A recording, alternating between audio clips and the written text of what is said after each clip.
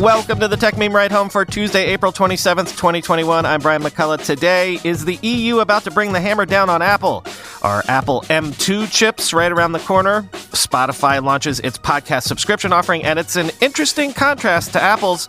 A whole slew of new Fire tablets from Amazon. Lyft exits the self-driving game, and we're in a dark new world when it comes to ransomware attacks. Here's what you missed today in the world of tech.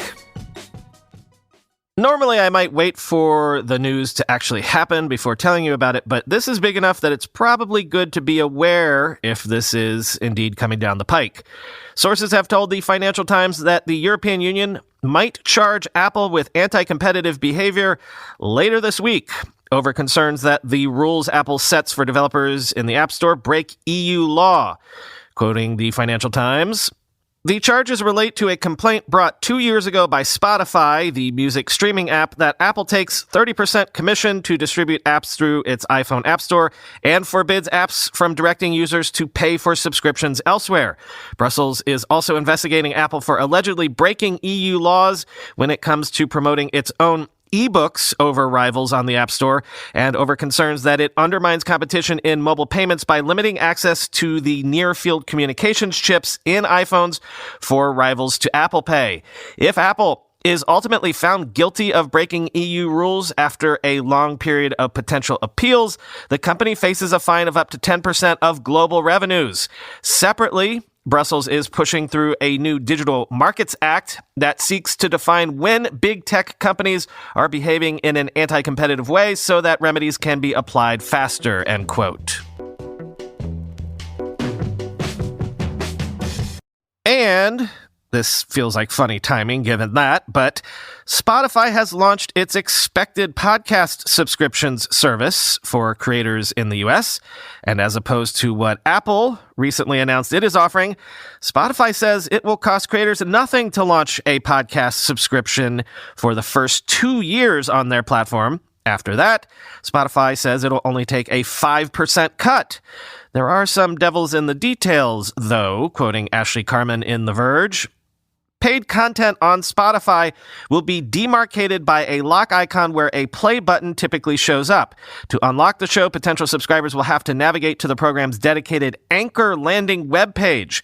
Podcasters can choose to point them to that link wherever they want, such as their show notes, episode descriptions, or bio. Basically, they want to put the link anywhere and everywhere to ensure people can find it.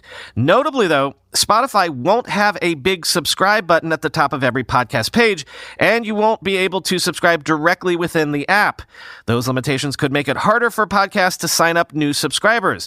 This also means Spotify won't have to pay Apple for any subscriptions sold under its App Store terms. Apple subscription podcasts, on the other hand, will let you subscribe from right within its podcast app. Subscribers can listen to paid podcasts inside of Spotify or in a third-party app through a private RSS feed.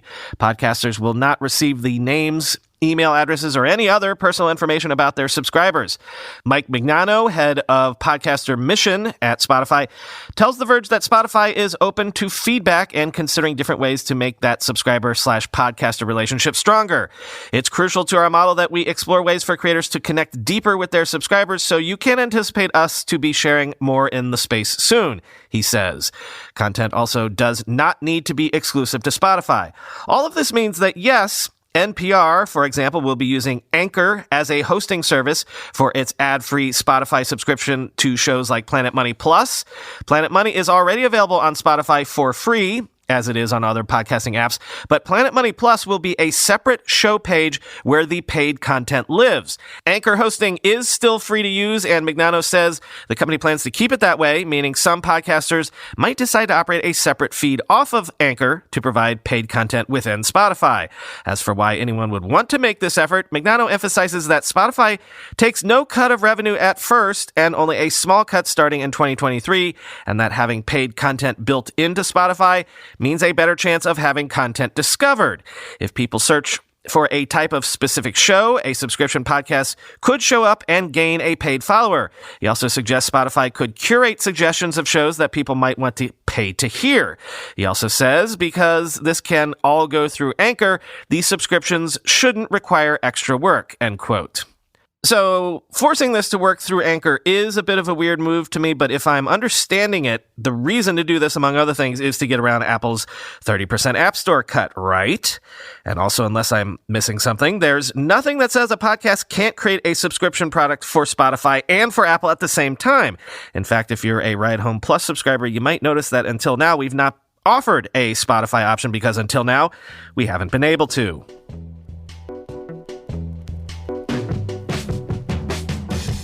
Sources are telling Nikkei Asia that Apple's follow-up to its M1 chip has already gone into mass production. We'll be ready to ship in products slated for the second half of this year. So you're telling me there's a chance. Actually, no, it's more than a chance. You're telling me I'm finally going to be able to upgrade my MacBook Pro later this year. Quote, shipments of the new chipset, tentatively known as the M2 after Apple's current M1 processor, could begin as early as July for use in MacBooks that are scheduled to go on sale in the second half of this year, the people said. The new chipset is produced by key Apple supplier Taiwan Semiconductor Manufacturing Company, or TSMC, the world's largest contract chip maker, using the latest semiconductor production technology known as 5 nanometer plus, or N5P. Producing such advanced chipsets takes at least 3 months, end quote. Yeah, and dig this headline.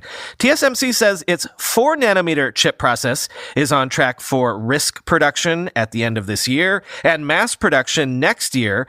3 nanometers is expected in the second half of 2022, and 2 nanometers is in development, quoting Anantech.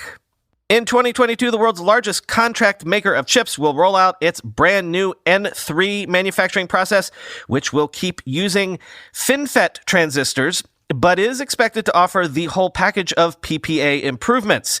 In particular, versus the current N5 process, TSMC's N3 promises to increase performance by 10 to 15% at the same power and complexity, or reduce power consumption by as much as 25 to 30% at the same performance and complexity. All the while, the new node will also improve transistor density by 1.1 to 1.7 times, depending on the structures, end quote. So maybe an M3 by the second half of next year?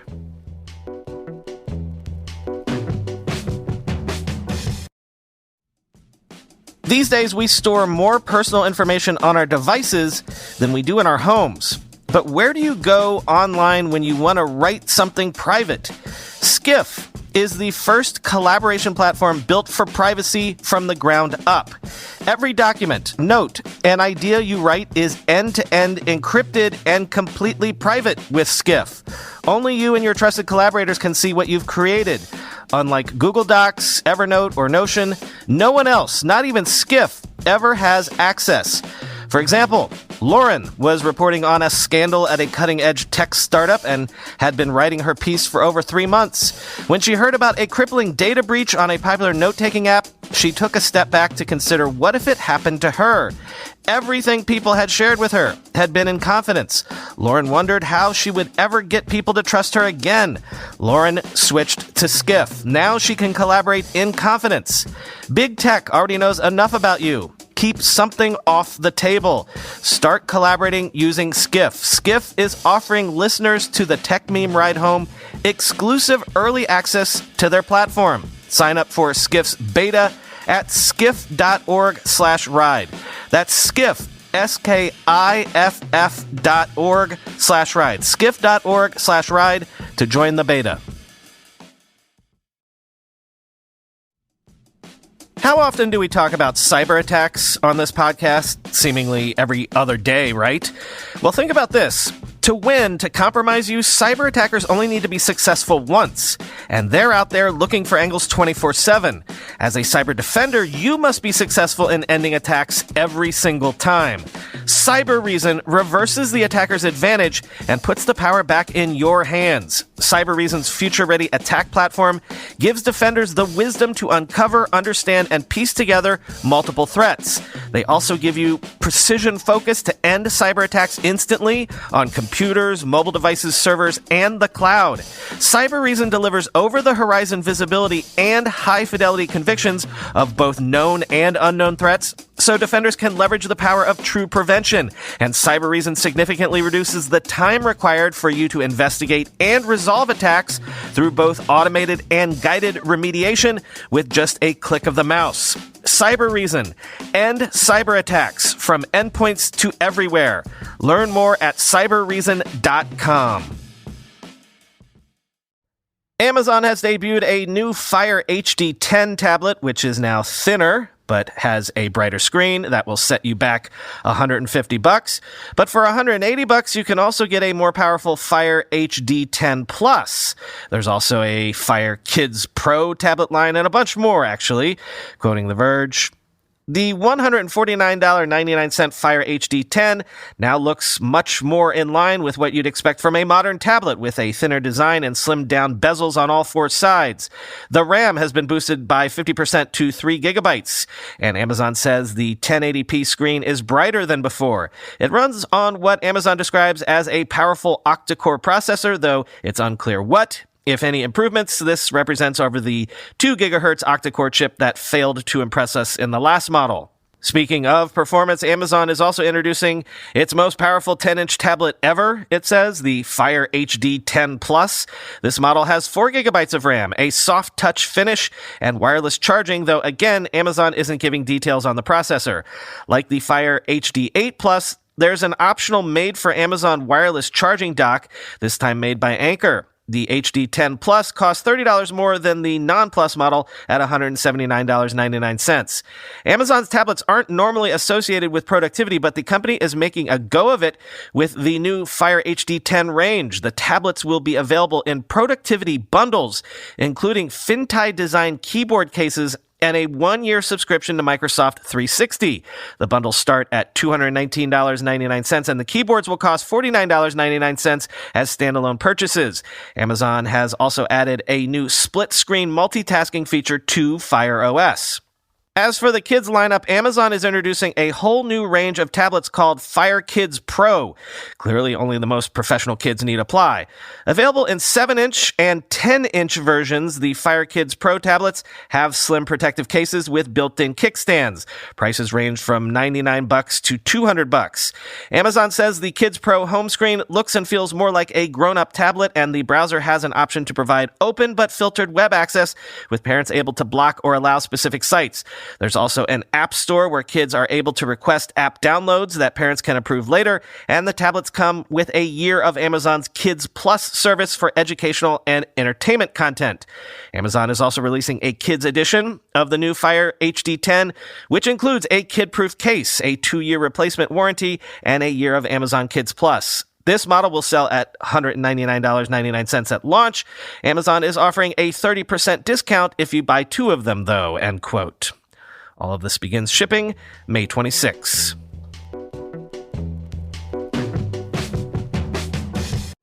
Lyft has now joined Uber in throwing in the towel in terms of its autonomous car ambitions. Lyft is selling its self-driving car unit, known as Lyft Level 5, which has around 300 employees, to Toyota's Woven Planet Holdings subsidiary for $550 million, quoting TechCrunch.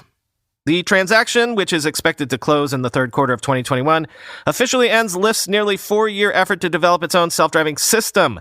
The transaction will remove a costly annual expense from Lyft's budget. The ride-hailing company said that by offloading Level 5, it expects to be able to remove $100 million of annualized non-GAAP operating expenses on a net basis. Those savings will be critical for Lyft as it pursues profitability, a point co-founder and president John Zimmer made special note of in the announcement. Assuming the transaction closes within the expected time frame and the COVID recovery continues, we are confident we can achieve adjusted EBITDA profitability in the third quarter of this year, Zimmer said in a statement.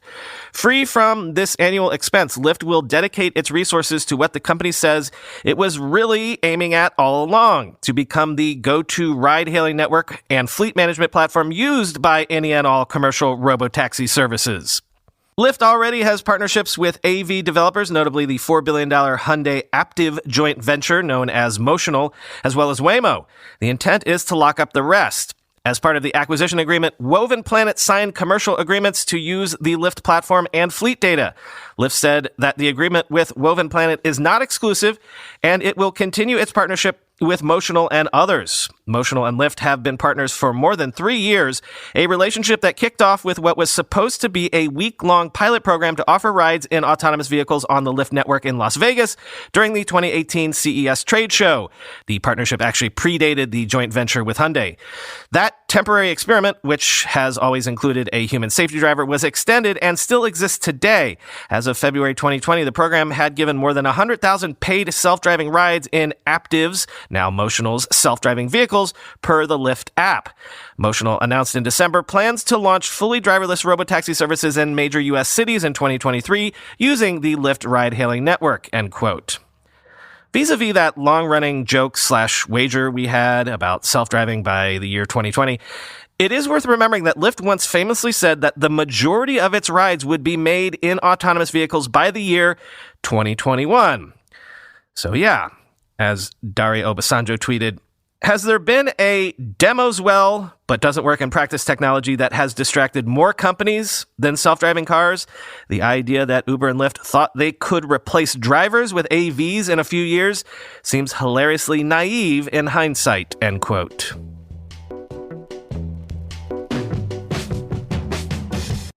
Finally today, this is a new one, and it's ugly. Police in Washington, D.C. have confirmed that a ransomware gang is threatening to release files that might expose police informants unless the department agrees to pay up with the ransom. Quoting the record, "We are aware of unauthorized access on our server," Sean Hickman, a public spokesperson for D.C. Police, told the record in an email today after screenshots of the department's internal files and servers were published on the website of the Babook Locker ransomware gang. The screenshots suggested the ransomware gang had obtained access to investigation reports, officer disciplinary files, documents on local gangs, mugshots, and administrative files. In total, the Babook Locker gang claims to have downloaded more than 250 gigabytes of data from DC Police servers. The group is now giving DC Police officials 3 days to respond to their ransom demand. Otherwise, they say they will contact local gangs and expose police informants. DC Police officials told the record they are still investigating the breach to determine its full impact. The department has already engaged the FBI to help with the investigation, Hickman told the record. The Babook Locker gang is one of the most recent ransomware groups today. The group began operating in January and has already hit some major companies such as Spanish phone retail chain Phonehouse and the NBA's Houston Rockets. One of the group's most distinctive features is the ability of its ransomware payload to encrypt files stored on VMware ESXi shared virtual hard drives. It's one of only 3 ransomware strains alongside DarkSide and Ransom EXX that can do this, end quote.